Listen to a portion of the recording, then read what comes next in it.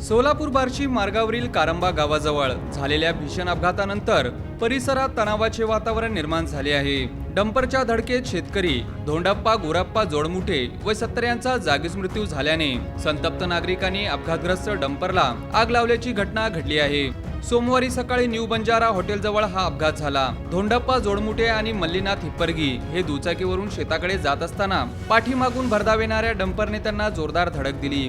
यात जोडमुठे यांचा जागीच मृत्यू झाला तर हिप्परगी गंभीर जखमी झाले आहेत। या अपघाताची माहिती परिसरात पसरताच नागरिकांनी घटनास्थळी मोठी गर्दी केली होती। मृत्यूमुळे संतप्त झालेल्या काही नागरिकांनी संबंधित डंपरला आग लावली।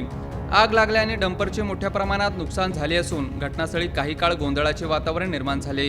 या घटनेची माहिती मिळताच पोलीस व अग्निशमक दलाने घटनास्थळी धाव घेत आग आटोक्यात आणली। परिसरात बंदोबस्त वाढवण्यात आला असून परिस्थिती नियंत्रणात असल्याचे सांगण्यात आले। अपघात व डंपर जाळण्याच्या घटनेचा पुढील तपास पोलीस हे करीत आहेत।